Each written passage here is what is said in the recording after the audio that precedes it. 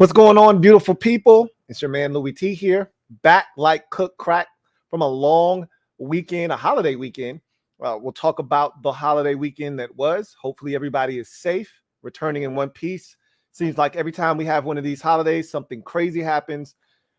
I hope everyone was able to enjoy their holiday weekend drama-free. We'll get into a little bit of that, but I want to talk about this NFL offseason. We've talked about it ad nauseum and how crazy it has been. And we've had a ton of trades, very impactful ones that we think can have a huge, say in the outcome of the upcoming 2022 NFL season. I'm feeling listy today, so we're going to list the most impactful trades from this offseason and more on today's episode of the Louie T Network podcast that starts now.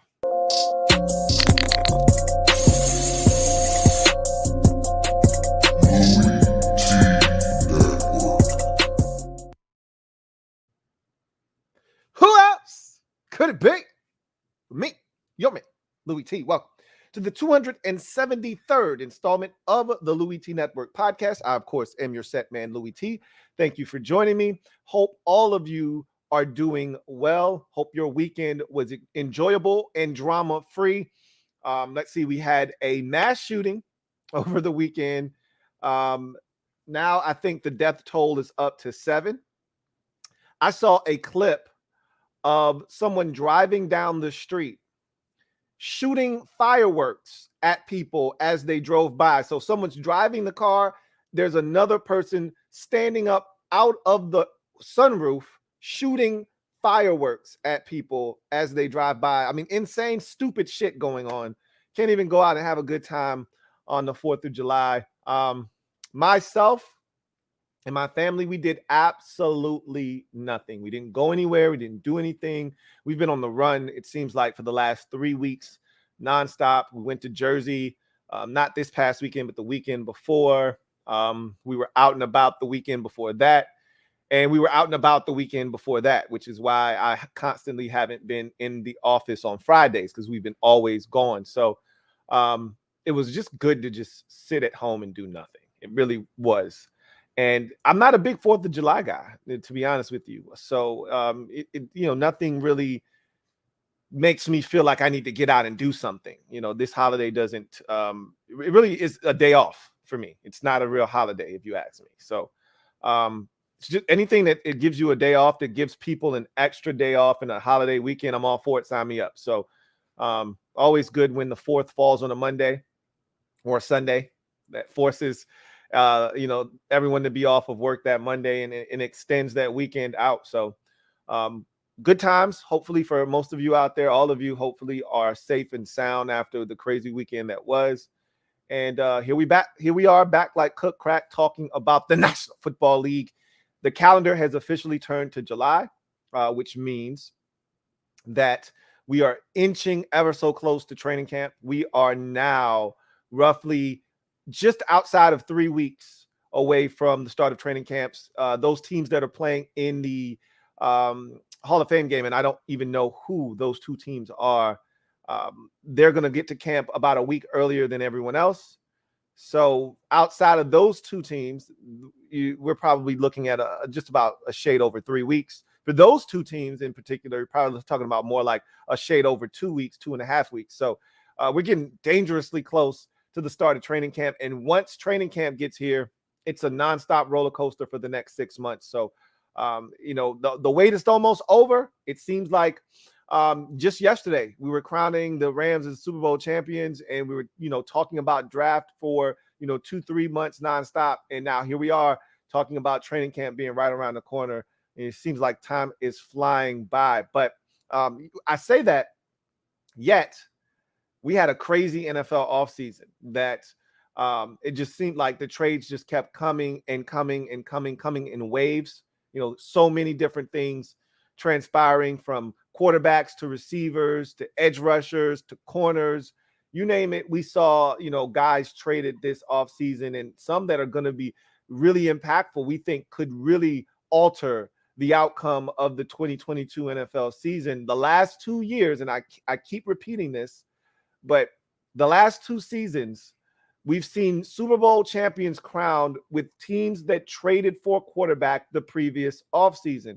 So, 2 years ago, Brady, actually, that wasn't a trade. Brady left New England in free agency and chose the Tampa Bay Buccaneers.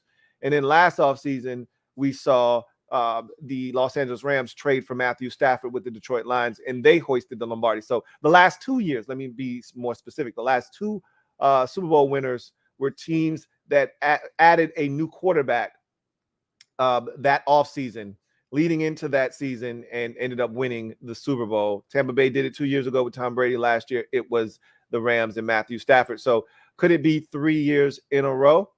We will see. But there are some teams that are prime candidates to make it 3 years in a row. And we'll talk about those teams and those particular players. So without any further ado, let's go ahead and transition into our gem dropping session. What do you say? I say we do it. Okay. Let me drop this gem on your melon. Open your mind. Let your conscience be free. You're now rolling with your man, Louie T double E. Let me open you up. Get you thinking a little bit. So I'm feeling a little listy. This gem dropping session is going to act as a de facto list. Okay. And when I get listy, I start listing things. And my list are comprised of 7 items. Okay. So today's list is the top 7 most impactful offseason trades in the NFL. And we've had a lot to choose from. A plethora of trades took place this offseason. One of the most active trade markets we've ever seen in the NFL in terms of an offseason in the history of the league. And I'm not being, tongue-in-cheek. I'm not being one of those people that, are really caught up in the moment. This is literally one of the most active off seasons for trades we've ever seen in the NFL. And in terms of quality and quantity, okay? The quality of these trades were earth-shattering, needle-moving, and the amount was ridiculously off the charts. Felt like an NBA offseason more so than an NFL offseason. It was crazy. So we're going to get to the list here in a second, but as I usually do with my list, I like to give out some honorable mentions, usually about 3 of them to round it up to 10, okay? So this is an extension of my list, quite not good enough to make the list, okay? Just a bit outside, but nonetheless, trades that needed to be mentioned as they could have an impact on the upcoming season as well. So I start with Hollywood, Marquise Hollywood Brown being traded from the Baltimore Ravens to the Arizona Cardinals in exchange for a 2022 third-round pick and a 2022 first-round pick. That was a massive trade in the moment because Hollywood Brown was looking for a fresh start. He did not love his role. Remember, it seems like eons ago because it was a rumor and it was really no validity to it. But for a second, remember, we were talking about, did this guy just retire to be a gamer on Twitch? Remember that was a thing for like a day or two? We talked about it on the podcast, and I was like, look, I don't know if it's true. He hasn't confirmed anything, but it was a rumor going around. And he's like, come on, guys, y'all sound dumb. I'm not retiring from football to play video games. I can do that simultaneously, and when my career is done, if I want to keep playing video games, I can do that then. Anyway, but he was not happy with his role in Baltimore. The fact that even came up was somewhat of a microcosm of his time in Baltimore to this point. I think neither party was really all that impressed with what the other had, to offer. I don't think Baltimore felt like they got what they had imagined when they drafted him in the first round out of Oklahoma.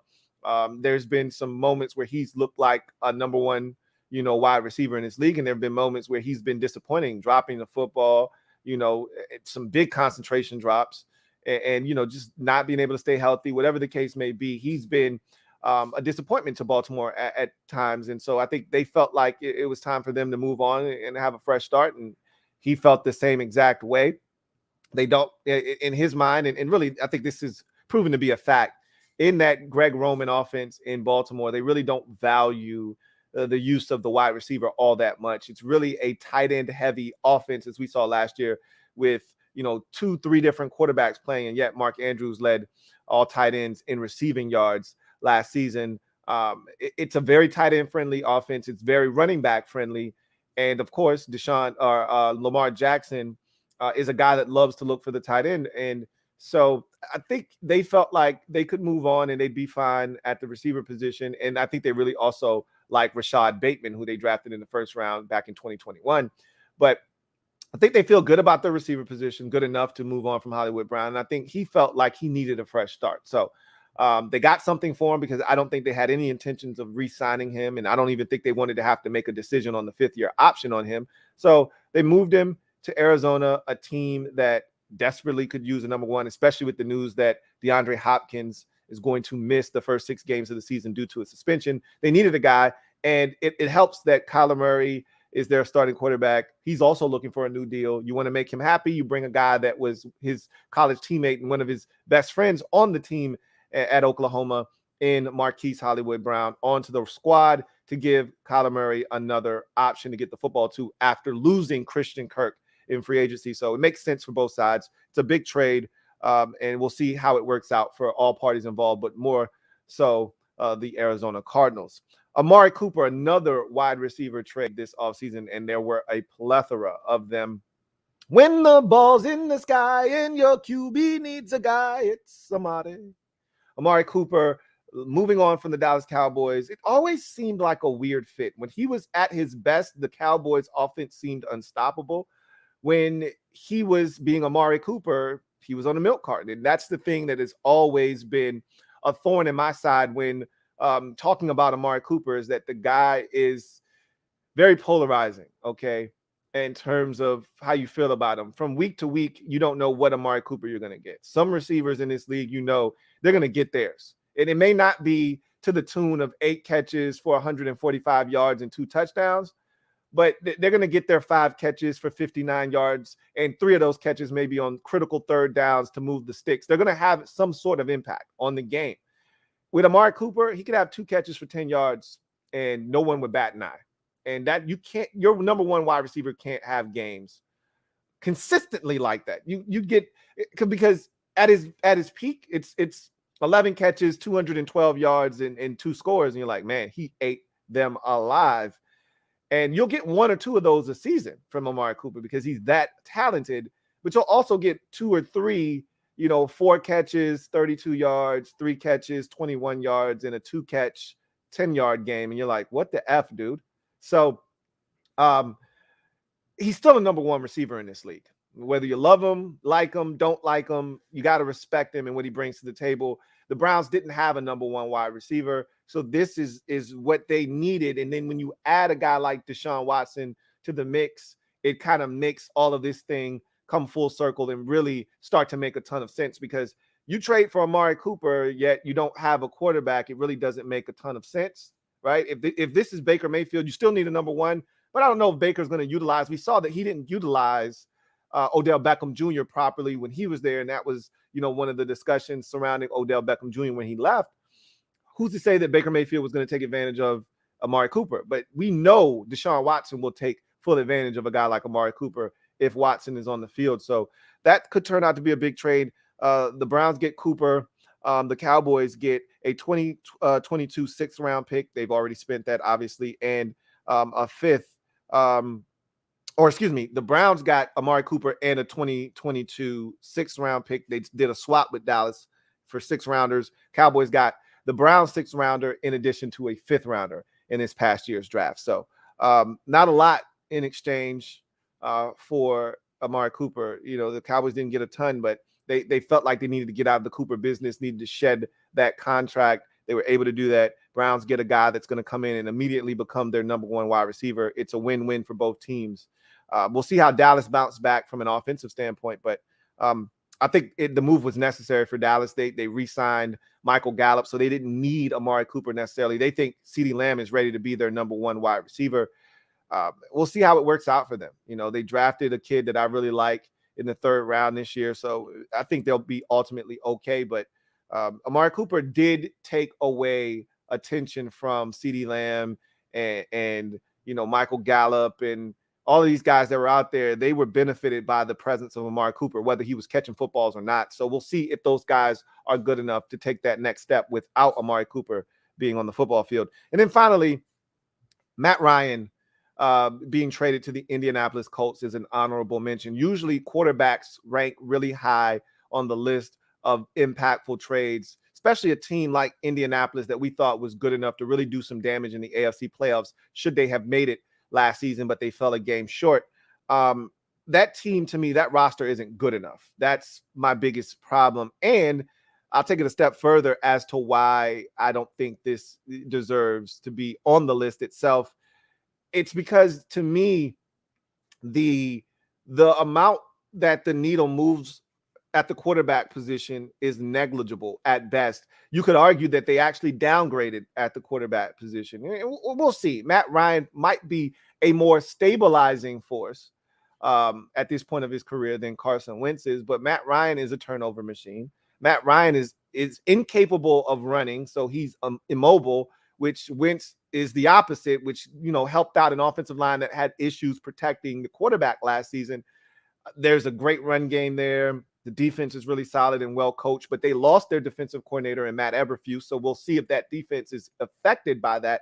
All in all, you didn't move the needle enough. You might have even downgraded the quarterback position by adding Matt Ryan. At worst, you downgraded slightly. At best, you upgraded slightly. So it's not enough of a needle mover for me. It feels like when they went out and got Phillip Rivers, like, hey, that's cool.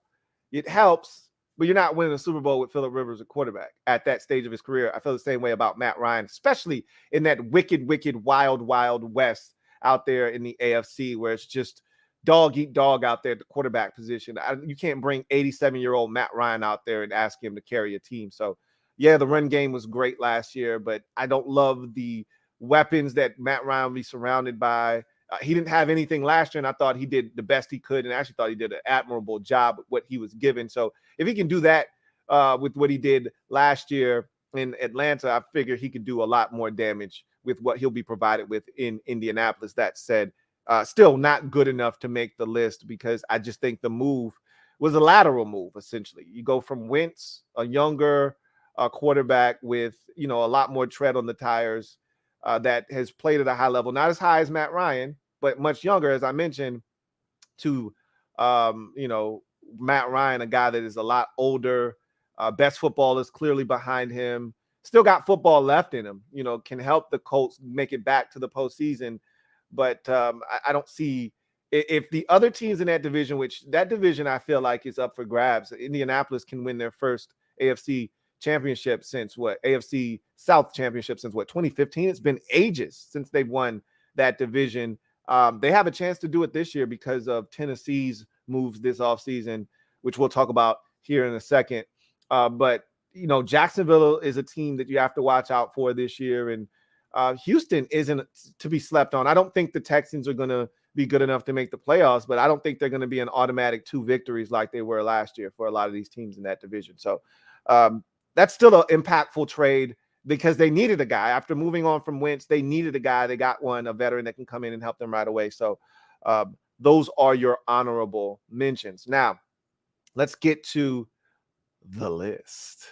And we start at number 7 with the aforementioned Tennessee Titans, moving on from star wide receiver A.J. Brown, who was looking for a brand new contract. Did not get it from the Titans, but instead got it from the team he was traded to on draft night, day 1, the Philadelphia Eagles. So this trade consists of A.J. Brown being shipped to the Philadelphia Eagles in exchange for a 2022 first and third round picks. So Titans have already spent both of those picks, obviously, as the 2022 NFL draft has already come and gone. They used that first round selection to take Treylon Burks, wide receiver out of Arkansas. We'll see if he comes in and fills that A.J. Brown void or not. I don't love the trade for the Titans at all. I think you downgraded the wide receiver position. You were already questioning your quarterback position after the way Ryan Tannehill played in the playoff game last season against Cincinnati. And now you take away his most reliable weapon in the form of A.J. Brown. And I don't love the trade for the Titans at all. I think it really weakens that offense. That said, A.J. Brown is now a Philadelphia Eagle. it makes that Eagles offense a lot more palatable. I think they're now a very dangerous offensive football team because we felt like Davante Smith could morph into a number one, and he showed signs of that last year, but he wasn't there yet. He might have staked his claim this year, and he still might show that he's a 1A, 1B type option, but they didn't have a true one necessarily quite yet. And I think they were on the way to having one with Davante Smith, but they now have a certified, number one wide receiver. You can go ahead and stamp him as a number one in A.J. Brown. That gives Davante Smith the freedom to be your number two and dominate, second corners when he gets that opportunity more times than not. And then everybody else is properly slotted, all the other guys that they have on that roster. So I think it was a really good move by the Philadelphia Eagles. Clearly, they're putting themselves in a position to, attack, whether it's the NFC East or just the NFC Conference as a whole. I don't think they have, and I've said this enough, so this isn't breaking news, and I don't need to beat this drum. I've already beat it quite a bit this offseason, but I don't think it's going to make that big of a difference, which is why it's so low on the list. Because of your quarterback situation. You can't fully take advantage of this, but it is going to help this Eagles offense for sure. It won't hurt, that's for sure. And so A.J. Brown, now a Philadelphia Eagle, I think this is one of those trades that impacts both teams. So this is why this one made the list instead of a Hollywood Brown or a Matt Ryan, because the Eagles play in a conference, not just a division, but a conference that is wide open. And a guy like A.J. Brown is good enough to really tilt the scales, the balance of the scales in the favor of the Eagles if they can get really good play out of the quarterback position, no matter who is under center. If Jalen Hurts is able to really improve upon what he did last year as his first full year as a starter in this league, if he's able to improve, that's going to be a massive trade for the Philadelphia Eagles, not only in the upcoming season, but for years to come. So you get to number 6 on the list, and it's another wide receiver trade, this time in the form of the Las Vegas Raiders trading for wide receiver Davante Adams from the Green Bay Packers in exchange for 2022 first and second round selections. So this is a big trade, again, impacting two teams. Unlike the A.J. Brown deal, which I thought really weakened the Tennessee Titans. I mean, he was such a big part of their offense was A.J. Brown. I don't know where they go from here because I don't think Treylon Burks is ready to step in that role, and they traded for Robert Woods, but he's at best a bona fide number 2. He's not a number 1. I don't know if they have a number 1 receiver on their roster now, and Ryan Tannehill very heavily relied on A.J. Brown. So I think that's going to really hurt the Titans. In this particular case, yeah, the Packers are going to miss Davante Adams. You don't just move on from the best receiver in football or top 2, top 3 receiver in the game and think it's not going to impact your offense. But they still got Aaron Rodgers, man. I mean, that's the biggest difference between the Titans situation and the Packers situation is, yep, the Packers did some things to offset the loss of Davante Adams, but it's not going to take away from what this guy brought to the table. But they still got number 12. In case you forgot, the 2-time reigning NFL MVP, okay? So there's no doubt that while Adams leaves a void in Green Bay and really gives that Vegas offense a boost, the Packers are going to be just fine, okay? They're going to be just fine. Maybe not as explosive and scary. Maybe they're more explosive and scary because now you can't just key in on slowing down Davante Adams. Maybe Aaron Rodgers is now prone to spreading the football around because he doesn't have that number 1 guy to go to. We'll see. At the end of the day, for the Raiders, it's a big-time trade. They didn't have a number 1 receiver themselves. I mean, their best guy was in the slot, and he was a doozy in Hunter Renfrow. But you want that number 1 guy to be, a guy that can play outside and inside and dominate at both spots. Davante Adams, for all intents and purposes, is a slot receiver. I mean, they used him quite a bit inside in Green Bay, but he can go outside and do just as much damage as he does inside. The fact that he can move around makes him that much more dangerous. And so now they have a true number 1 threat at the receiver position, and they have a damn good number 2 in Hunter Renfrow. Now you have Darren Waller in that mix as well. That's a hell of an offensive attack. You have a play caller that is going to maximize those 3 receivers, those pass catchers, I should say. And then they're going to get those running backs involved in the pass game. I think you're going to see a huge uptick in the running back Kenyon Drake's production. Remember, he had a season-ending injury early in the season last year. I think he's going to be back, and he's going to be a guy, which is why they didn't pick up the option on Josh Jacobs. I think they're going to see a lot of Kenyon Drake this season, and you're going to get still get Josh Jacobs catching the football out of the backfield, running the football, things of that nature. But that offense is going to be scary, and the reason it's going to be as scary as we think it has a chance to be is because of the addition of Davante Adams. So that's a big time trade for the Vegas Raiders, and the Packers are going to miss Davante Adams, but I don't think they'll miss him as much as the Titans will miss AJ Brown. Checking in at number 5 on the list is Khalil Mack being traded from Chicago to the Los Angeles Chargers.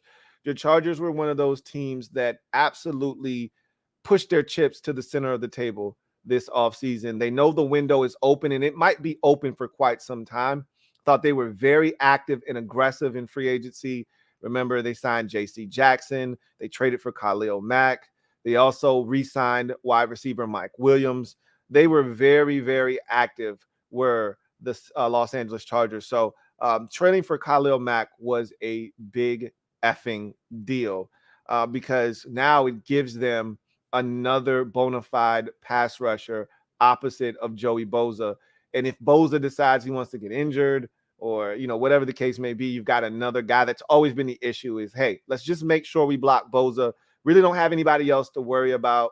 Uchenna Nwosu was cool, but he wasn't a guy that was a havoc wreaker.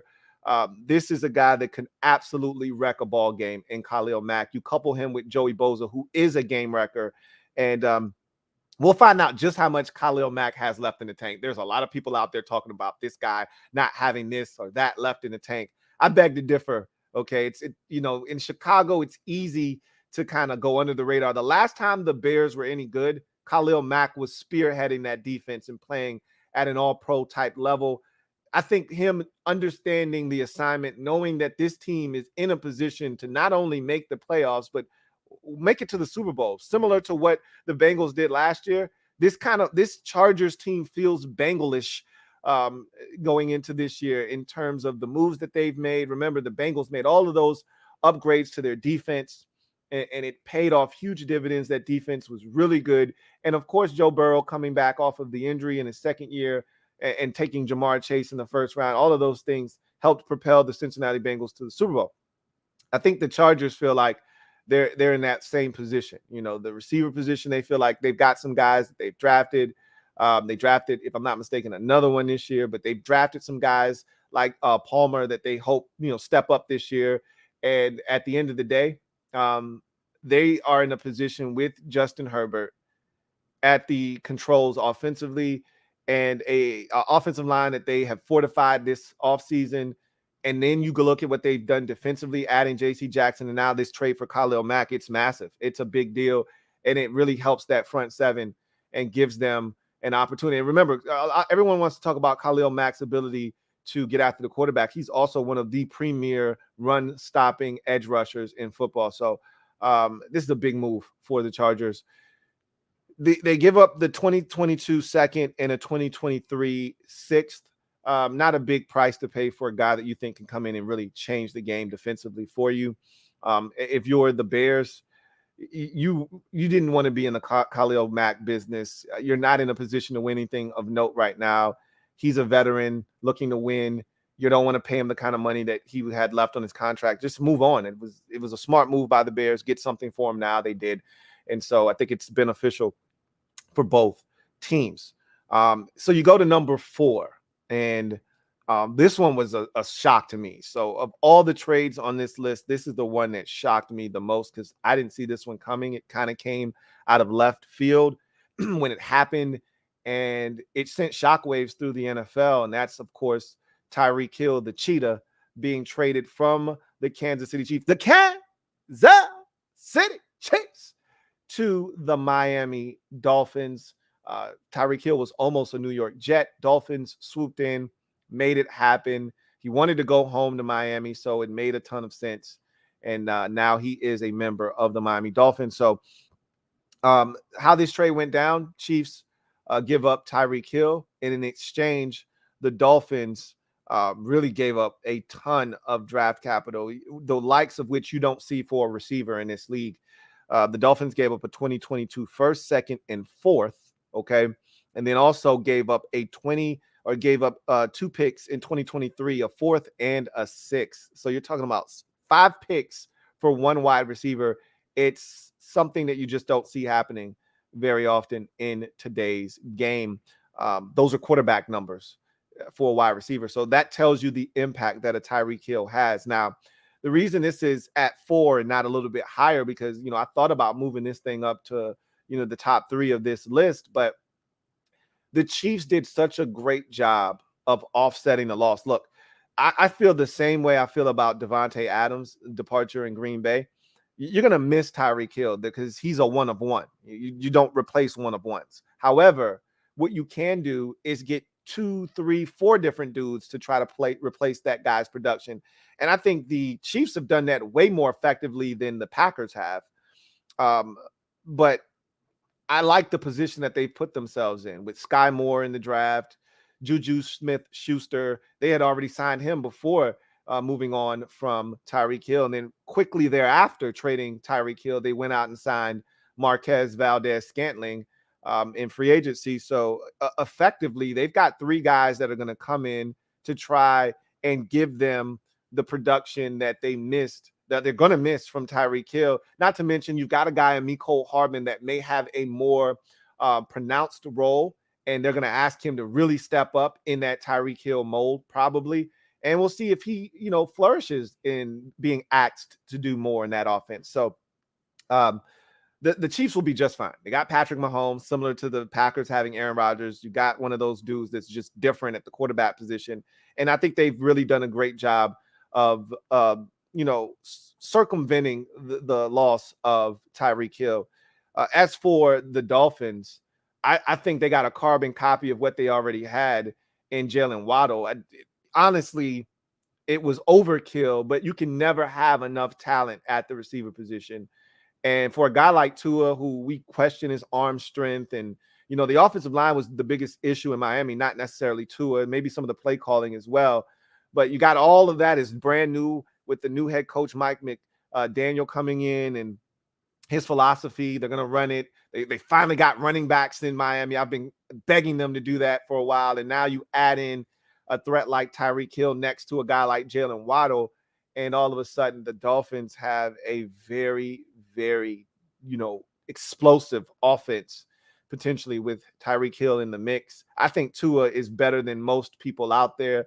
And so I think he's going to be able to take advantage of Tyreek Hill, not the way Mahomes was able to, but I think they're going to, with this new offense, Tyreek Hill is going to get his fair share of touches, and it's going to open up that Dolphins offense, and it's going to make them a dangerous football team. So again, this is one of those trades that impacts both teams, and we'll see how the Chiefs respond to not having Tyreek Hill. I think it might actually make Patrick Mahomes better because it forced them to have to go out and get multiple targets. I think for too long, after Samuel Watkins moved on, they never really replaced him as that third option as a pass catcher. They hoped Mecole Hardman would step up, but he never really did. So I really feel like now they're getting back to the way they were maybe 3 years ago when the offense was just unstoppable and had it on tilt, where you had to pick your poison because they still have Travis Kelce. You're adding Juju Smith-Schuster. You added Marquez Valdez-Scantling. You still have Mecole Hardman, and you also added Sky Moore. They've got more weapons now than maybe ever before in terms of what Patrick Mahomes has had, in his career. So it could ultimately be addition by subtraction. We'll see what happens. It's a big move, though, for both teams involved. So now we get to the top 3 of my list.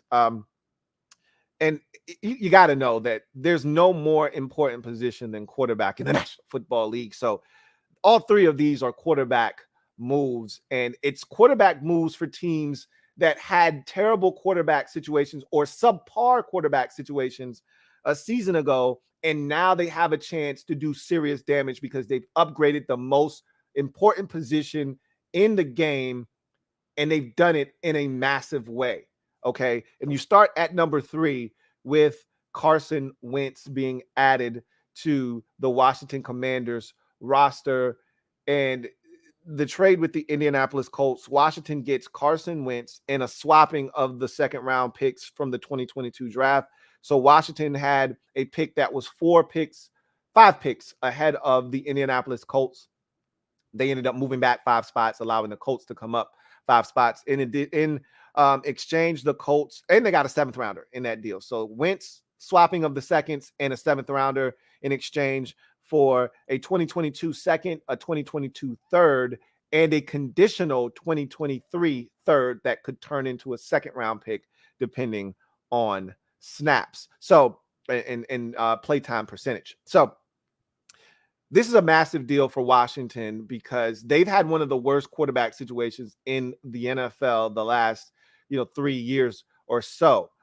Really going all the way back to the injury in 2018 from Alex Smith. They've really had one of the worst quarterback situations in football from that point forward. In 19, they were awful at the quarterback position with Case Keenum and Dwayne Haskins. In 2020, they were, I'd say, subpar. They weren't awful. They were good enough to make the playoffs. It was, albeit 7-9, but that was a combination of Haskins and Kyle Allen and Alex Smith and Taylor Heineke. I mean, that's not a winning recipe. The following year, it was Ryan Fitzpatrick for 13 snaps. Then that was followed by 15 games of Taylor Heineke and 1 game of Garrett Gilbert. So it's been a train wreck year after year at the quarterback position. They've been one of the worst NFL offenses, one of the worst per game points per game offenses in the league. All of these things have held this football team back, despite having, quality defense 2 years ago and, a defense that started to play better after a really slow start last year. The offense has been anemic. They've added weapons offensively, but more importantly, the offensive line has been a rock of a group too. So really the lack of quarterback play has really held back Washington for the last 3-4 years, bare minimum. So this is a massive move. Again, Washington hasn't had this good of a quarterback since 2017 when Kirk Cousins spent his final year in Washington. And really the best of Kirk Cousins was 15 and 16. And 17, that was a year where you knew he was leaving the next year after. So you didn't get the best of the best. So they've really been without serious quarterback play since the 2017 season. So this is a massive upgrade for Washington in a division that's wide open, in a conference that's wide open. It really gives Washington a fighting chance. So it's a big deal for Washington. We talked about Indianapolis wanting out of the Carson Wentz business and trading for Matt Ryan. So it's not that big of a move on the part of the Colts. Picking up the draft capital was more important for them. However, for Washington, this is a massive move. They were willing to eat the $28 million of cap space that came attached with Carson Wentz because of the necessity and the sheer desire to find the answer at the quarterback position. They don't know if Wentz is that guy or not, but they're willing to find out. And he's the best quarterback that they've had, as I just mentioned, numerous times since 2017. So a big upgrade for Washington, gives them a fighting chance in the upcoming season. And they're hoping for many years to come with Carson Wentz under center. You get to number 2 on this list, and it's another team. And really, this is the first of 2 teams that I think has a realistic shot of winning a Super Bowl with a brand new quarterback. I mean, Washington could ultimately do it too. I just think they're a little bit further away.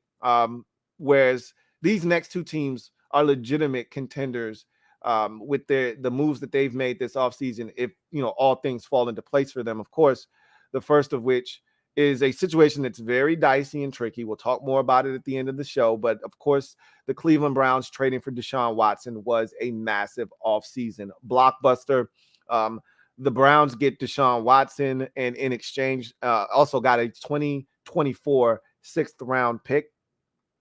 But the Browns surrender in this deal a 1st and a 4th from 2022, a 1st and a 3rd in 2023 and a first and a fourth in 2024. So it's a massive haul, one of the most unprecedented deals we've seen in NFL history, a team giving up 3 first-round picks and not a swapping of first-round picks, okay? Generally, like you think about the Robert Griffin III trade, Washington really gave up, in essence, 2 first-round picks because the two teams swapped 2012 first-round picks. So they only gave up a 13 and a 14 first-round pick, whereas this was literally a first rounder. They did not swap first round picks. The Browns gave up a first round pick in 2022, did not get one in return, gave up a 2023 and a 2024 first round pick as well. But for a guy still in the prime of his career at this age, which is why we've never seen anything like this, this guy's 25, 26 years old,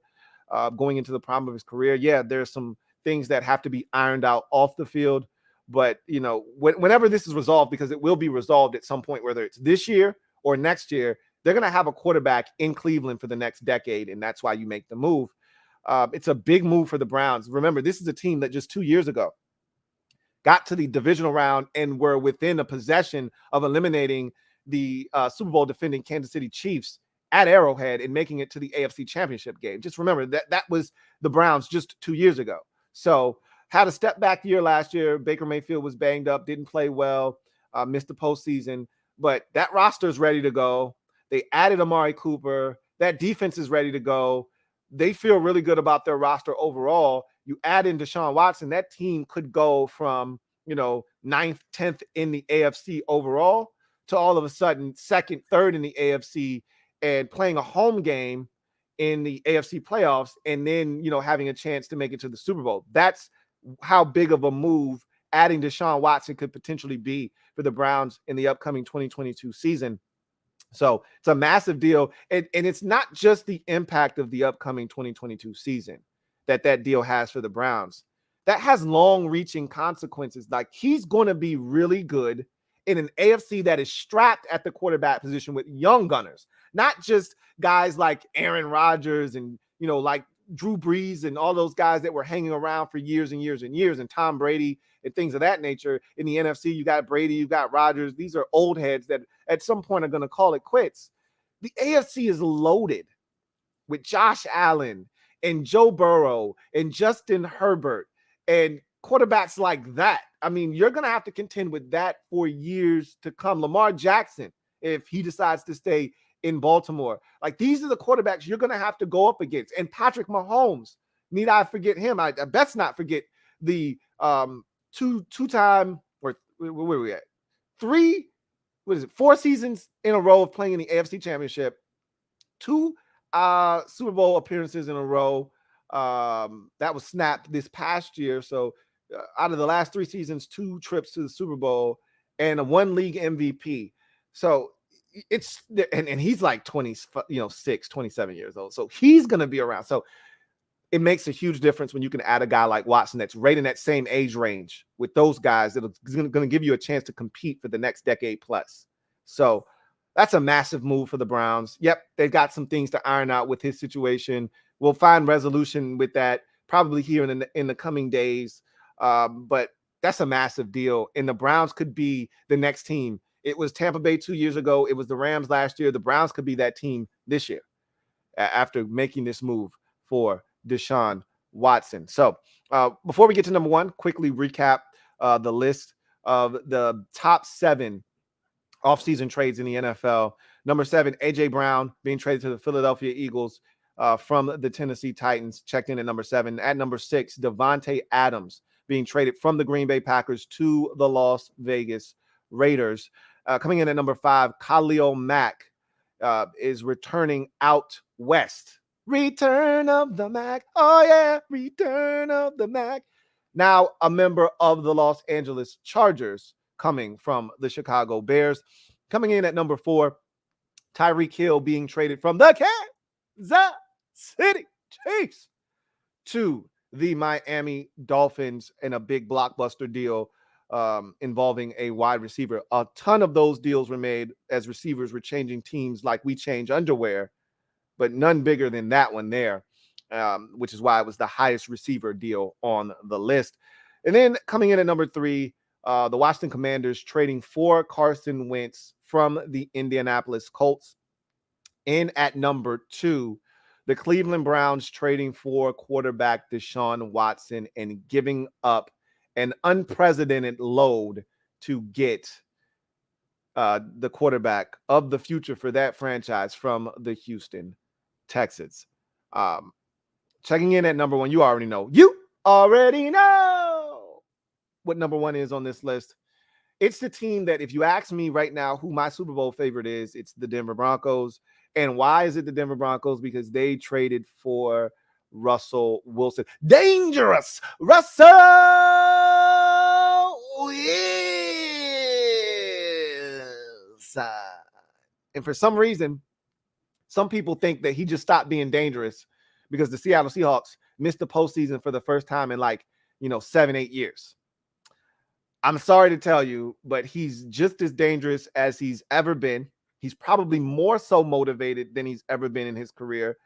And I think that getting Russell Wilson plus a 4th-round pick, if you're Denver, in exchange for Drew Lock, Shelby Harris, Noah Fant, a 1st-round pick, and a 2nd and a 5th in the 2022 draft, and a 1st and a 2nd in the 2023 draft, is peanuts. When you consider that you have a chance to win a Super Bowl, not just this year, but next year and the year after that with Russell Wilson. So that Denver Broncos roster is about as ready as it gets. Now, the one thing that they're lacking that, say, the Browns aren't, because a lot of those players were on this Browns roster just 2 years ago when they made it to the divisional round and almost stunned the Kansas City Chiefs, is playoff experience. It's a very young Denver Broncos football team. They have not been to the playoffs in quite some time. If I had to guess, I'd say they haven't been to the playoffs since Peyton Manning retired back in 2015 when they won the Super Bowl. I don't know if they've returned to the playoffs since then. So it's quite a bit of a drought there for the Broncos from a playoff standpoint. And they don't have a lot of guys that have played meaningful football into January and possibly into February. So that's the one thing that they're lacking. But the guy that is coming over from Seattle isn't lacking in that department, having played in the playoffs just about every year of his career and having played in 2 Super Bowls and having won one. He's ready to lead that young football team where they need to go. And the same could have been said for Tampa Bay 2 years ago when Brady showed up. The Buccaneers had no playoff experience. They were a young football team. They were hungry. They were ready, but they had a couple of guys, JPP and Shaq Barrett. These were guys that played on other teams and won Super Bowls. But they were a relatively young football team that was hungry, just needed a leader. He stepped in. Brady took them to the Super Bowl. I feel the same way about the Denver Broncos. That's a young, talented, hungry group of football players that just need the leadership. Russell Wilson's going to come in. He's going to lead them. He's going to play at an MVP-like level, I believe. And the Broncos are going to be right there in the mix. They may not win the AFC West. It's brutal out there. We talked about Vegas trading for Davante Adams. We know what the Chiefs are each and every single year. And we talked about the Chargers making bold moves to try to throw their name in the hat this year. It's going to be brutal. It's going to be fun to watch, honestly. If you told me that we were getting an AFC West divisional family business matchup on primetime every week that they had a game going on, I'd say sign me up for that. It's going to be fun to watch that division unfold this year. But make no mistake about it, the Denver Broncos are going to be right in that mix with Russell Wilson at quarterback. And as I just talked about with the Browns having a chance to make it 3 years in a row, a team adding a new quarterback wins the Super Bowl, I think no team has greater odds to have that happen this year than the Denver Broncos. I think that defense is good enough and ready, and they've added some pieces there, and they're finally healthy on the defensive side of the football. And I think that offense is the same exact way. It's hungry, it's young, it's talented, and I think it's finally going to be healthy depending on the health of KJ Hamler. That's going to be a healthy offense, ready to rock and roll. And with Russell Wilson pulling the strings under center, they're going to be a dangerous, no pun intended, football team. So that's the list right there. Top 7 offseason trades. You guys tell me what you think. If you disagree, what did I forget? Leave it down in the comment section as we transition to our next segment. social media maneuvers. I'm a midday marauder. This is where you guys get to chime in. Tell me what you think. You want to talk about your weekend? You want to talk about some ancillary football conversation? You want to talk about some basketball? Whatever is the case, this is your chance to chime in. Use the hashtag LouieTLive to have your comment read on the air. If you want to have your comment read and have us chop it up about that conversation, if you want to jump to the front of the line, the fastest and most efficient way to have your comment read is super chatting. So with that said, let's get to the comment section. And let's get to a couple of super chats. I know I got a couple of super chats. First up, HTTR for life. Thank you for the super chat. Greatly appreciate you. Thank you for being a member of the MOBB, who writes, Jags versus Raiders is the Hall of Fame game, by the way, Lou. I thought it was Jags and somebody. I didn't quite know who the opponent was. I didn't want to make an ass out of myself, so I just said I don't know who the game is. But I thought it was the Jags, and I vaguely remembered the Raiders, but I was like, I'm not sure, and I don't know if I would have put the two together. So I appreciate that. So Jags versus Raiders. So those will be the first two teams to hit training camp this year to give them the extra time to prepare for the Hall of Fame game before everyone else gets on the preseason docket. So be on the lookout for the Jags and Raiders hitting camp, here over the next, I'd say probably roughly just a shade over 2 weeks from now. So it's getting close, dangerously close. Let's see.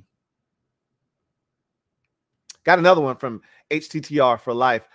Double up. Thank you for doubling up. HTTR for life. Greatly appreciate you. Who writes, thinking about changing the name because people keep getting me confused with another HTTR for life person. So if you see Take Command for life, it's me. I got you confused with another dude. It's two of you guys. And so absolutely, I got you confused. So it'd probably be in your best interest to change your name. Excuse me. If you want to remain, if you want people to know it's you instead of, not knowing which is which. But I appreciate the heads up. So if I see it, because people do that all the time, they make a name switch on me, don't tell me. And, I can, because sometimes, a lot of times people don't veer too far away from what their old name was. Like you're going to keep the For Life in there. You're just changing it. Take Command. So, I might have been able to put two and two together, or there are a lot of times where people are just trolling. So they'll take a name and do a play on words, have the same exact thumbnail, maybe change the thumbnail, but you won't even know the difference sometimes. It'll be one little subtle switch. Maybe the person usually has a Z in their name. This person has an S, but the thumbnail is exactly the same. And so I've been got like that multiple times. My guy Derek B was like, yo, that was not me. Okay. I was like, yo, it was the same thumbnail, everything. They got me. You know what I mean? So it happens. People, have nothing better to do than to troll. So it'll be good to know moving forward, if I see Take Command for life, that it is in fact you. Got a super sticker here from my guy Joe Castles. Man, thank you so much for the super sticker. Greatly appreciate you. Thank you so much, Joe Castles, for the support. Let's get to the comment section and the hashtags. Again, if you want to jump to the front of the line, super chats are the way to do that. We'll get to as many of these as possible. I can't guarantee you, because I'm long-winded, that we'll get to all of your comments. But let's start knocking some of these down quickly. HHC Lunar writes, thoughts on college, NCAA madness, USC crazy. It's not crazy because we've seen this coming, for a while now. Like we know that collegiate sports is all about the dollar bill, y'all. We know that. So when it becomes a money grab, like the first sign of this thing starting to kind of break apart was when Maryland and teams like that jumped to the Big Ten. I was like, whoa, really? Like Maryland is a staple in the ACC. And for a team like Maryland to then be a part of a big conference like the Big Ten, but leave the ACC, weakening the ACC in the process, I said, wow. It's one thing when a conference starts to dissolve, like the Big East in football, right? Like the Big East still exists in college basketball, but in football, it dissolved. That used to have like Pitt and Miami and teams like that in it. I think Florida State was in the Big East. And so when that dissolved and those teams had to find new homes, I got it, right? But when you see this wasn't prompted by anything massive. It was just like Maryland, like, okay, I'm out. I was like, whoa, okay. And then you start seeing teams like Colorado and, things of that nature. That's when the Big 12 split up and they all had to find homes, right? And the Big 12 still exists, but it's not the Big 12 anymore, really, right? So you saw teams find other homes. You're like, okay, it is what it is, but Colorado jumped to the Pac-12. You could see where this was going, right? So once Texas, to me, the real big domino for me was Texas. When Texas decided, hey, we about to go to the SEC, I said, oh, well, this shit's over now. Everyone's going to go get theirs. They already got their own network. And I don't blame Texas. And they just got a massive boost with the signing of Arch Manning.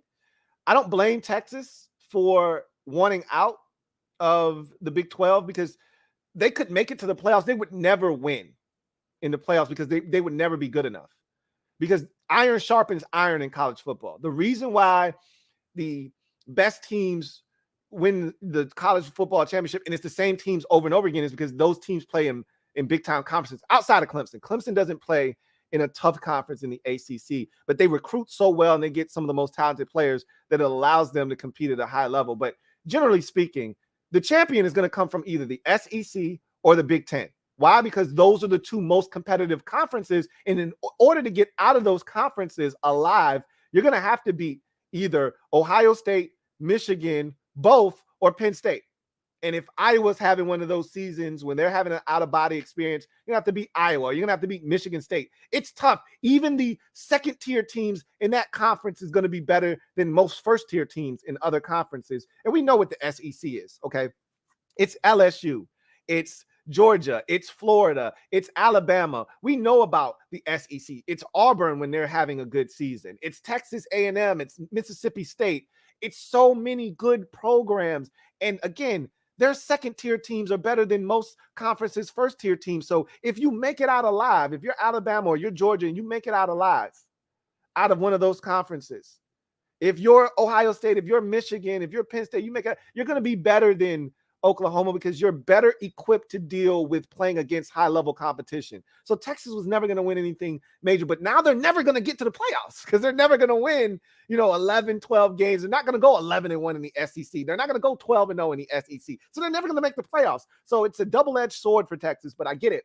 But once they did that, I said, uh-oh, this shit is crumbling right before our very eyes. And it was only a matter of time because it's the same way with the Pac-12. USC, UCLA, Oregon, and UCLA hasn't been good in eons. They haven't been good enough to win a national championship. I can't even tell you the last time they were good enough to win a national championship. So it's really USC and Oregon out of the Pac-12, and it's the same boat. I mean, you're not going to have your iron sharpened by Washington State. I'm sorry. Oregon State, who's perennially bad every year, you're not going to have your sword sharpened so that when you got to go up against, the likes of Alabama or Georgia or Ohio State or Michigan, you're not going to be good enough to beat them playing against Pac-12 teams. I'm sorry, you're just not. And so they had to make a decision. They've made their decision. They're going to the Big Ten. It's just about to be just really a couple of really huge conferences. And everyone's pointing to Notre Dame like they got to make a decision. Notre Dame's been an independent for as long as I can remember, and they were the ACC team during COVID because they needed the extra games. But we see what this is. It's a money grab. It's going to be like 2, maybe 3 huge conferences, and that's it. And it'll be dog eat dog in those conferences, and it's going to suck for the smaller schools, the non-Power 5 schools. They'll never get in the playoffs now, unless they expand the playoffs, which I think is the next order of business for college football. They need to expand the playoffs. They will never get in now. If you weren't getting in before, and it was tough, Cincinnati just got in, I think they were the first team to get in from a non-Power 5 conference. That's dead. If they form these super conferences, which it looks like it's coming right around the corner, the Big Ten, the SEC, looks like the two premier, like just two big conferences essentially. If that's what ultimately happens, you're gonna probably get all 4 teams from those two mega conferences. That's it. So I wasn't surprised. I was just like, oh, okay, they finally did it. Nothing shocks me with college football anymore, though. It's hard. Let's see. I got a couple of super chats, so I'm going to go ahead and take those. Got a super chat here from my guy, Big Money Sonny. Thank you for the super chat, Big Money Sonny. Also, thank you for being a member of the MOBB, who writes, I'm so hungover and barely can make it through work. Happy belated Independence Day, Lou. Salutes to the mob and Cherry Squad. Yikes. I forgot the actual holiday was Monday. So, there were people out celebrating and, getting lit, and you still had work today. I'm glad you were good enough, even if barely, to make it to work and get through the day. But just glad that you're able to still make that money despite not being the best version of Big Money Sonny. So appreciate you chiming in and chopping it up as always. And drink some water, get some food up in your system, and get some rest, man. That's the only thing that's going to speed that process back up, man. But usually with feeling like that comes good times. You have to ask yourself, is it worth it, though? Try not to overdo it, because you can overshadow a great time by feeling like pure shit the next day. So good luck to you, Big Money Sonny, in your pursuit of getting back to feeling normal. Take command for life. So see, the switch happened that quick. Thank you for the super chat. Greatly appreciate you. Take command for life. Right. So there we go. No more confusion. There we have it. Done. Signed, sealed, delivered. It's over. You are now officially Take Command for life. Thank you for that. Greatly appreciate you once again. My guy, Black Al B. It's been a little while. Always enjoy talking to my guy, the Black Al Bundy. What's up? Who writes, what it do, Lou? What's good with you, Black Al B? He's right. Long time no chat. I just said it's been a while, man. I always can tell when it's getting close to the season. You and some of my other loyal non-Washington fans always come back and kick it with me as we get closer to the start of the season. He says, hope all is well, and it is. Likewise with you and yours. He says, AD versus Le'Veon. You already know I'm rolling with my guy. Who you got? I'm going with AD as well. I mean, I don't think Le'Veon, but again, just because you're big and you're strong doesn't mean you're a good boxer. I mean, if Le'Veon actually knows how to box, and he's been out of football longer than AD, so he's had time to pick up a hobby like boxing. He could have been doing it for the last couple of years to stay in some type of relative shape, and he's able to connect the AD's jaw one time. It could be over. We've seen these dudes who are not boxers come in there throwing all wild like Robinson and getting flattened. So anything can happen when you put two dudes in there, and we just assume AD is a machine. Guy's in tremendous shape for his age. He's stronger than Le'Veon. I think he's a physical specimen, unlike we've seen in the NFL. And he's not built like the rest of us. So you would like to think that, he's going to have a reach advantage. He's going to have a strength advantage. I don't know if he's going to have the quickness advantage or not. But it really, boxing is one of those sports. It comes down to skill. It doesn't matter how big, strong you are.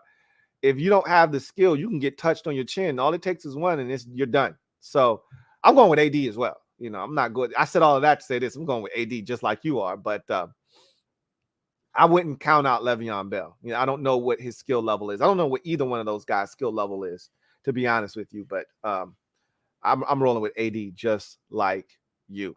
Thank you for the super chat, Black Al B. My guy, John Livingston, JL Smooth, 105.3 JL Smooth. My guy, John Livingston, thank you for being a member of the MOBB, writes, if Deshaun doesn't get suspended, women and men will be at the gates wanting Goodell's head on a spike, and rightfully so.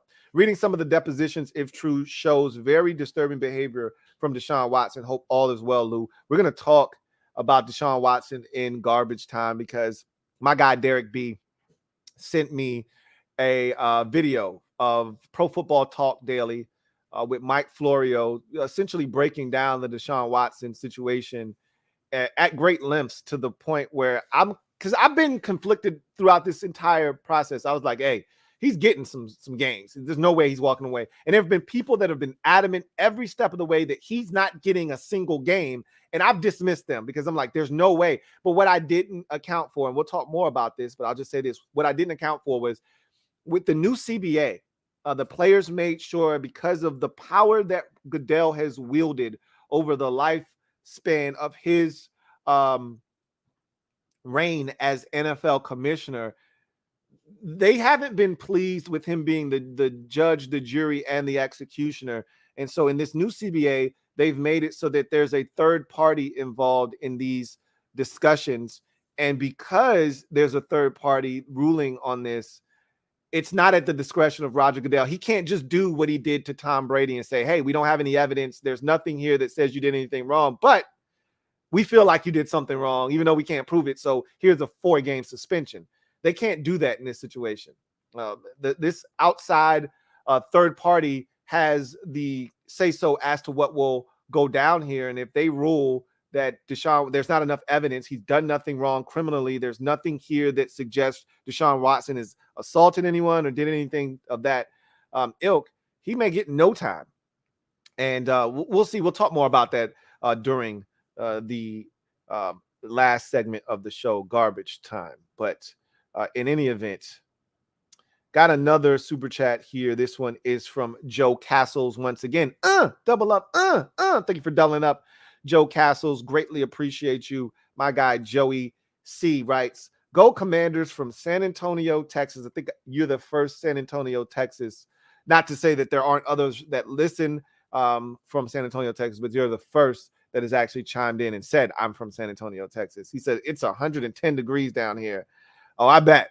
You know, it's right. It's in the dead heat of summer. Now it's July. It's going to be roasting in places like San Antonio and Vegas and places like that. So, so we'll see what happens. But stay cool, man. I know it's going to be tough. You know, stay inside when at all possible. Is it's a heat wave. You know, there are places that have been just experiencing massive swings in temperature, and 110 is utterly ridiculous. So, you know, stay safe out there, man. The sun is no joke when it's coming at you like that. Take command for life. Thank you for the super chat. Greatly appreciate you. Double up. We're gonna double up here for the new name. Even though this is your 4th super chat of the afternoon / evening, my guy Take Command for Life writes, I think my name change went better than our team name. I think it did, and it was a lot more efficient. That's for sure. It didn't take long. You dropped it on us just like that. Didn't have to worry about the word getting out. No confusion. You put that to rest very early on in the process. So I think you're right. I think you're spot on there. I think it went a lot better than the name of the team being changed. At least that process, I should say. All right, so we'll get to the comment section and we'll knock out maybe 2 more or 3 more comments, so depending on how quickly we get through them. My guy Ree writes, we acquired all-pro guard Shaq Mason for a cheese sandwich. He deserves to be on the list. I can't put an offensive lineman on the list unless he's a tackle, and rarely do we see big-time tackles get traded in this league.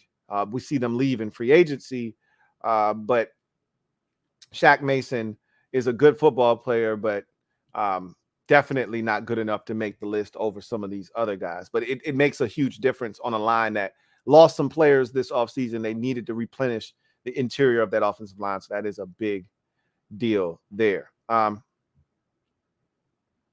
Let's see.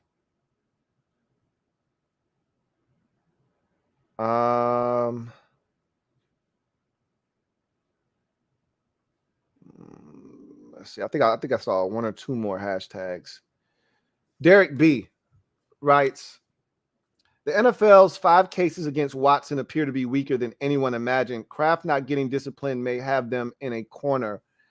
And you know what? That is the perfect segue to my final segment of the show and garbage time. If you haven't already done so, please do the kid a huge favor and hit the like button for more great content, or subscribe button for more great content.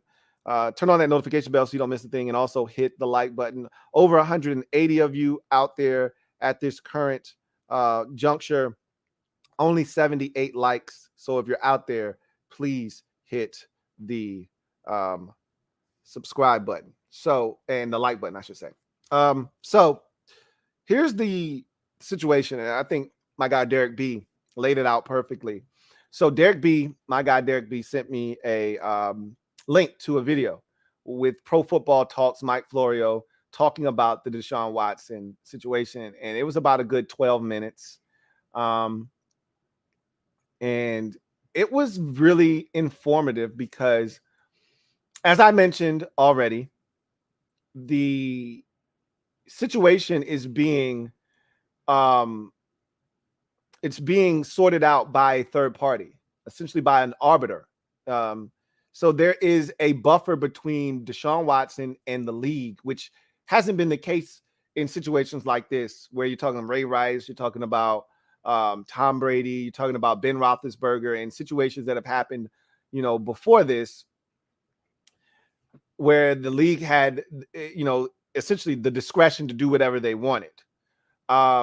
Now there are loopholes and ways around, the actual technicalities that exist for this. So as my guy Derek B spoke about,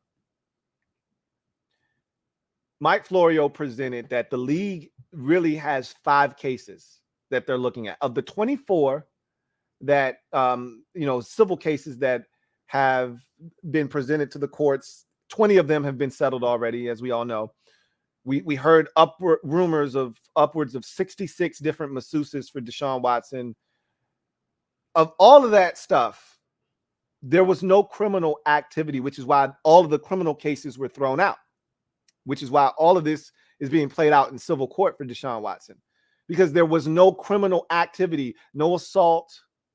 There was no sexual misconduct. Okay. There was nothing here, no battery, nothing of the sort committed by Deshaun Watson. There is no tangible evidence that points to Deshaun Watson. And this is what his team has been saying the entire time. My client has done nothing wrong here. Okay. There is nothing in the bylaws that says a happy ending is illegal. It could be immoral, okay, but it is not illegal, okay?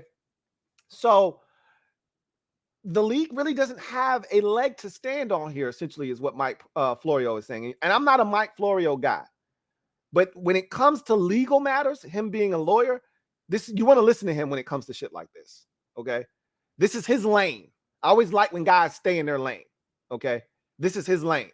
So when he talks about the NFL really not having a leg to stand on here, because he said the 6-game suspension that I kept talking about earlier on in the process, when I said he's getting at least 6 games, that's the baseline for the NFL to work with. That's the framework from with which they want to work.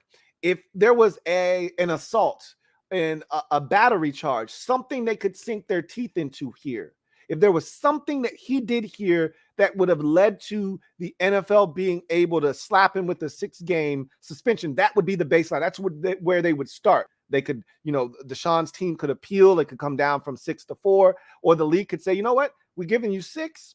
We think we should up this to 8 now, but it would start at 6 if they could find some kind of criminal activity here.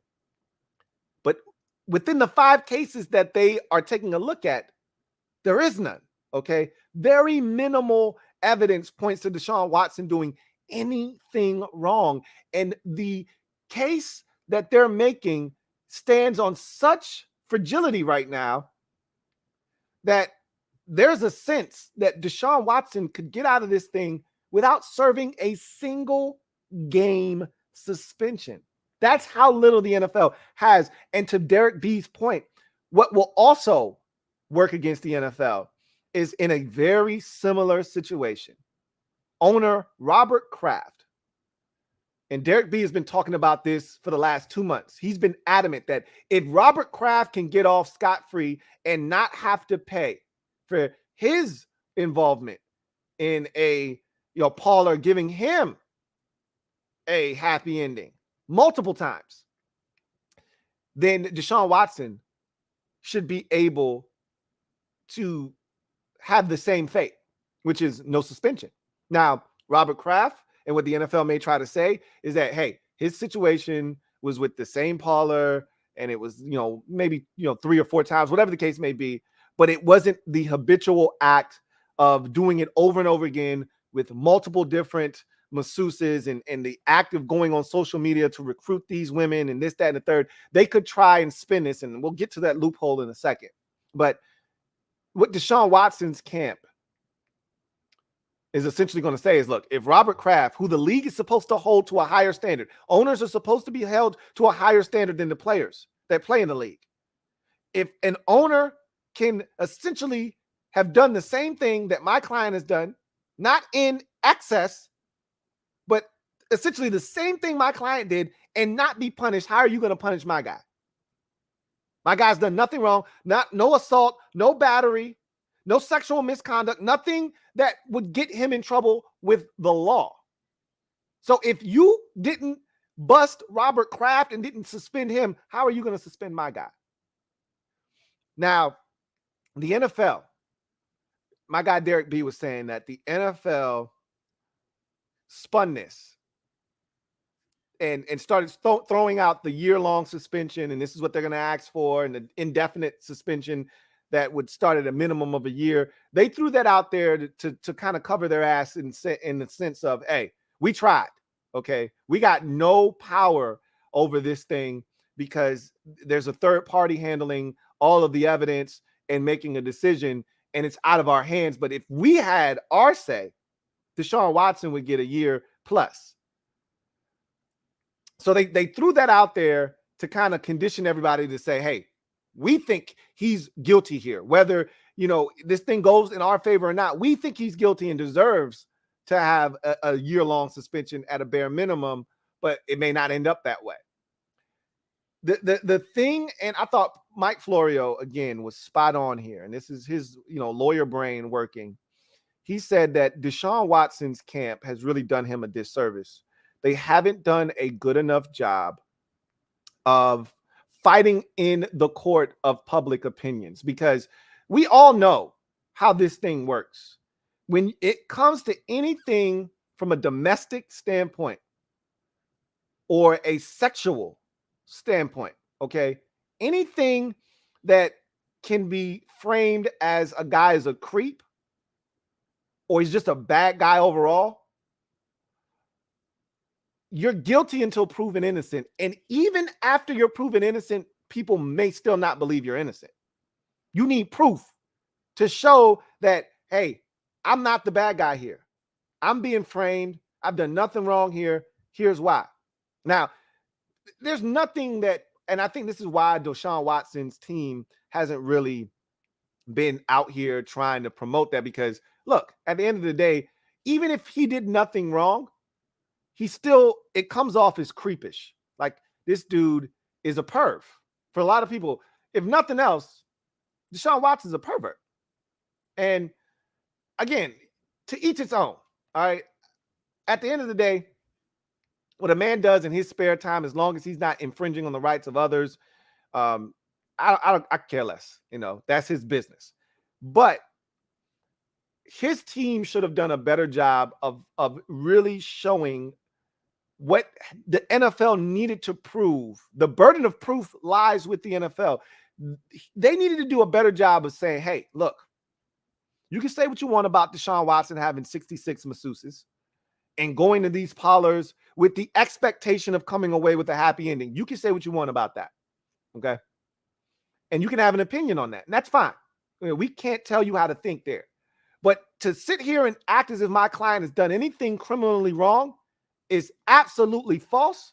And the NFL has to prove that he has done something criminally wrong that fits in their guidelines, in their bylaws, to which he should be suspended. If they cannot prove that without a shadow of a doubt, they don't have evidence, then my guy should not be suspended. And they should have done a better job of trying to combat, because we heard Tony Busby, the attorney for these women, go out on the offensive very early on. It trashed Deshaun Watson, and Watson and his camp stood quiet, stood by and just said, look, we're not settling. And then they turned around and settled, right? And that's the thing that kind of rubs people the wrong way. Is like, you're adamant about not settling, and then 20 of the 24 cases have been settled. You're adamant that you haven't done anything wrong, and he might not have done anything wrong, but everything that you've done to this point, like for me with Watson, everything he's done and said leading up to this point has categorically been a lie. Okay. And I can't prove everything. I can't confirm nor deny everything, but I can tell you that Deshaun Watson said he had no idea that the Browns' offer was that significant when he decided to take their offer and jettison the Atlanta Falcons. He had no idea what the offer was. That's bullshit. Okay. Why are you sitting here lying to my face like I'm not a grown-ass man that can't think for himself? Who the hell do you think you're talking to when you tell me that you didn't know what the deal was? Of course you knew what the deal was. You would not have taken it had you not been made this incredible Godfather offer that you could not refuse. You weren't leaving Atlanta to go to Cleveland if the offer wasn't substantially better. And there was no one topping the deal that the Browns just gave you. It was an insane deal, which is why, because the Browns were out. You weren't going to Cleveland. You had no intentions of going to Cleveland. You were starting to assemble a team in Atlanta. And then you signed with the Browns. Because the money said, I got to sign with the Browns. They're trying to protect me against a suspension, and they're guaranteeing me all of this bread. I'd be a fool not to take this deal. So that's a lie. Then you said, hey, I haven't done anything wrong here. I'm not settling with none of these girls. And then you settle with 20 out of the 24 of the civil suits. So again, I think there were missteps throughout this process with Deshaun Watson and his camp. But at the end of the day, the bottom line is the burden of proof lies with the NFL. And right now, they don't have very much proof, okay? And if you read some of this stuff, a lot of it favors Deshaun Watson and how a lot of this stuff went down. Now, it's some nasty shit in there. I'm not going to lie to you if you read some of this. But again, that's his business. These are adults. Was it consenting? I don't know. That's where some of this gets a little murky. To be honest with you, I think a lot of these were consenting. But at the end of the day, if they don't have proof that something occurred criminally, which I don't think they do, you can't suspend them 6 games because it doesn't meet the qualifications for a 6-game ban in the NFL. So then what the NFL's course of action is, their recourse here is that they can try and say, okay, similar to Ben Roethlisberger, and you got to go way back for this one. Similar to Ben Roethlisberger's case where it was 2 women, and they had no proof. Nothing criminally was ever done there. Ben Roethlisberger had to settle in civil court, but there was no proof that anything was actually done criminally. So what the NFL did is they said, hey, this is conduct detrimental to the NFL, right? And so what they can do with Deshaun Watson is say, hey, what you've shown us is that this behavior here is a pattern. It's habitual. And the habitual nature of what you've done has jeopardized not only yourself, but the people that have been affected by this, but it also has affected the league because we're going through this situation with you. So the NFL can try to spin it and say, hey, your actions, your conduct has been detrimental to the league. Thus, we could still backdoor you and get you on like a 4-game suspension. Something, 6 games. I don't know if they're going to be able to sell that or not. They might be able to try and backdoor them. They want something. Because if they get nothing, if they walk away from this situation with a goose egg, you're going to have people up in arms. I'm talking about, and not just fans, people that work for the NFL, people that cover the NFL. You're going to have a lot of pissed off individuals who want to be in the, we're in this whole cancel culture right now, and they're going to come out of the woodworks. You're going to get people calling for Roger Goodell's head on the stick. He's on his way out here shortly, right? He could care less.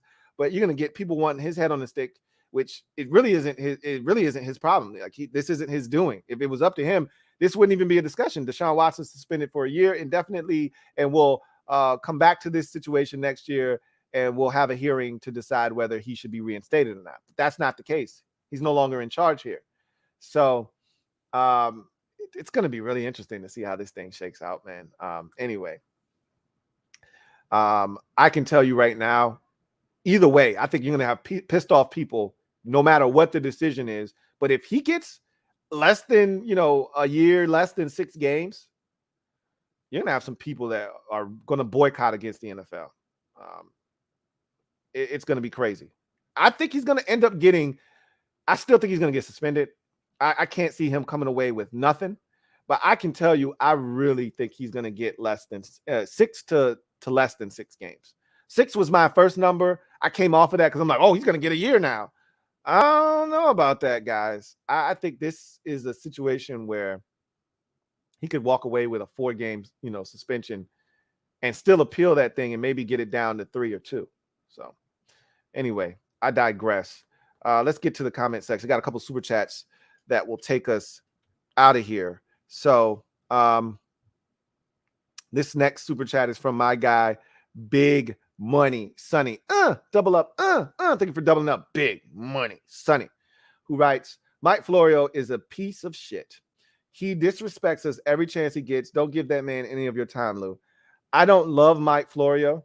You guys know that. But I respect what he does. I don't love Stephen A. Smith. I respect what he does. I don't love, what was the guy that used to be on First Take with Stephen A. Smith? Max Kellerman. I don't love him. He hates Washington. Every chance he got, he's shitting on Washington. But I respect Max Kellerman. He has an opinion, and he knows his shit when it comes to boxing. I respect Max Kellerman. I don't love him because he doesn't love us. I don't love Mike Florio. He doesn't love us. Clearly, he doesn't love us, but that's fine. But what he is good at is this legal jargon. When it comes to anything dealing with law, he's the man for the job. So I totally get that, though, Sonny. I totally get it. Aaron Carson, thank you for the super chat. Greatly appreciate you. My guy Aaron writes, hey, Lou. What's up, Aaron? Says, heard you are a new father of twins. Recently, I became a grandfather of twins, a boy and a girl. It's a beautiful thing. I'm sure you agree. It's crazy. You say new, and it still feels new, but these jokers in tomorrow will be 7 months. Crazy, right? Just seems like yesterday I was doing a recap of the Raiders win on the road from the hospital as the hospital monitor is beeping in the background. And here we are, 7 months later, and I like you. It's a beautiful thing. I too have a boy and a girl, and they bring joy to our lives every single day. Just watching them grow. Now they're in the crawling phase, and just watch. Now they're into everything. It's almost annoying to this point now. You can't put them down without them getting into something. I got equipment everywhere. They're all over the place. So they're into everything, but I wouldn't change a single thing, man. So it is a beautiful thing, and bless you and your twins as a grandparent, man. It's a beautiful thing to watch them grow, and I couldn't be more happier as a parent, and well wishes to you and your family as well, man. And congratulations on becoming a grandfather of twins, Aaron Carson. Big Money Sonny, thank you for the super chat. Greatly appreciate you, my guy. Big Money Sonny writes, Didn't the girls check Watson's prostate? I mean, some of them probably did, and a lot more. But again, he wasn't getting a prostate exam. They weren't doctors. Okay, so like I said, there's so much nuance to this situation. Because it's essentially a he said, she said, but that doesn't stand up in court. You need evidence. And right now, there is no evidence that points towards Deshaun Watson forcing or coercing, these females to do anything that they didn't want to do. They may not have been happy about doing it, but, they were being paid. And so I don't know, again, we'll see what happens. That is for sure. Anyway, I digress. That's going to do it for me, your man, Louie T. I thank you guys for joining me on today's show. I look forward to chopping it up with you on Thursday, where you'll get both a podcast episode and a commands post live episode. And look forward to doing that with you guys. Meanwhile, I'll be back in the lab cooking up crack for you guys. As always, got some things on the horizon that I'm working on, and I think you guys will love it. So be on the lookout for that. But in the meantime, you guys stay safe. Enjoy the rest of your evening. Get off the bench, get in the game, and kick it with me, your man, Louie T.